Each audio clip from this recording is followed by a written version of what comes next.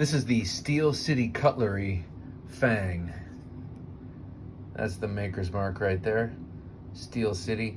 And as you can see, the Fang is a Pikal style defensive fixed blade knife. And if you've watched my channel at all and know my taste in knives, you know that this is right up my alley. And also the design of it is basically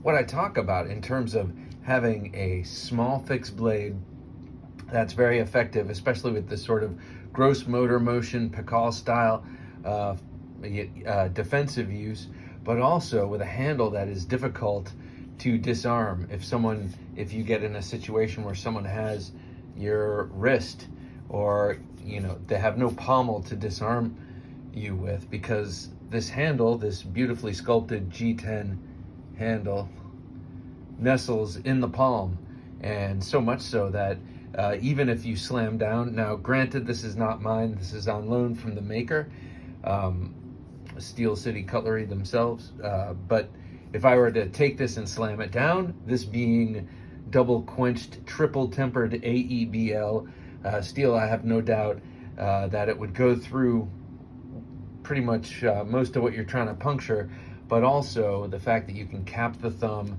and the whole thing stays hidden in your hand and fits so tightly in the palm of your hand, it's not going anywhere. You could even use this as a fist load, and I don't really like fist loads, where you have something that you're holding on to when you punch and you get at least a perceived sense of strength. When you have something with mass like brass knuckles or something like that, you definitely do get a little extra, but also that's the contact with the brass. But that's all long for saying I would feel somewhat confident, if need be, punching with this in my hand, and that's not going to be too bad on the knuckles or the wrist. And look at what you have to hook with. So I talk about this style of knife a lot, or I have in the past, and this is a really practical and beautiful rendition of the type. The gentleman who made this sent me a couple of notes, and he says that he's been studying martial bladecraft for his adult life, or most of his adult life, and that he's had the unfortunate experience of having a couple of altercations in which knives were involved, and he sort of over time developed the knife that is the Fang, that he wished he had in those situations. So he says this is a culmination of a whole bunch of training and fighting and what he would want in the situation. And I really like it. As someone who has done some training, not in like Libra fighting, but in Pikiti Tertia Kali and Inosanto Lacoste Kali, you can do a lot of, even with those techniques, you can do a lot of trapping, and you could do a lot of everything with this, as you could different stuff I'm doing right now. This would come in extremely handy. I think it's just a universal shape. It is a claw, like an animal's claw, like a cat's claw. And people say that karambit is like a cat's claw, and I disagree. Like here's your karambit. It's the opposite. A cat has this motion. Their claws reach out and they grab and they pull in and they cut this way. This is awesome. I am not saying anything bad about the karambit. I think personally that it might take a bit more skill and training to use effectively in all the great ways that you can use this than it would this, and therefore this seems like it might be a more universal tool. This one's just cool and it's got the ring and everything, but I don't really trust the rings so much. I don't like the rings. I usually keep my hand outside of rings when they're there. Rings make great pommels, but I don't really like putting my fingers in too much. Unless I'm playing around pretending I'm Doug Marcaida. This is like an animal's claw. This is natural and intuitive, and if you're in a fighting, fight or flight, and you have to fight and you're fighting, and say you don't have all that refined motion that you learned in your Pikiti Tertia Kali class or your, you know, fencing class or what have you, and you're just making big caveman motions, this really is optimized to go with the curvature, the arcs of your joints and such, and it's reaching out just enough from your hand. It's not a straight point like, say for instance, this knife here comes straight out, and you know, that would actually, you know, be excellent for stabbing, but look at how that reaches out. So you can use this in a hammer fist or a jab or a back fist with great efficiency, and really turn, you know, so that's how I would use this. I was talking about boxing before with this. Yeah, you could hit with your knuckles like this, but this is obviously much more of a hammer fist kind of weapon. Pulling, trapping, tearing, sewing machine, all of those things, which for me are hypothetical, and for the gentleman who made this a realistic consideration. So nicely done, sir. I like the grind lines on this, and I don't know what double quenched, triple temper. I mean, I understand what both of those things mean, but I don't necessarily understand how those affect the steel. So I'd be interested to find out more. But cool logo, very beautiful knife, and it comes in a great hand-molded Kydex sheath. And this is the first knife. Okay, I carry a lot of fixed blades and smaller kind of fixed blades, and I usually carry them at 3 o'clock in the waistband. But this is the first knife, and always with a nagging thought that I'd love to carry something appendix. This is the first, like, really effective as a weapon, small knife that I can comfortably carry appendix. Now, I have not carried this all day, but I have experimented. It's not mine. I wouldn't feel comfortable carrying it all day. But if I were to, I would get a discreet carry clip here. That's Discreet Carry Concepts. That's my preferred clip, though I do like the Ulti clip. I have it on a couple of my knives also, which you'll see in a second. But just a great sheath, great tiny package, but man, to such great effect. I mean, this is just a nasty and effective tool and weapon and tool. You could use this to open boxes. Why not? You know, it's actually positioned nicely where it would nestle in the palm, and you get this nice tension with your forefinger pushing down, and you get the downward tip. Why not? This would be a great, you need to cut some straps on that thing, you know? Okay, this would actually be a pretty darn good, you know, kind of EDC, actually.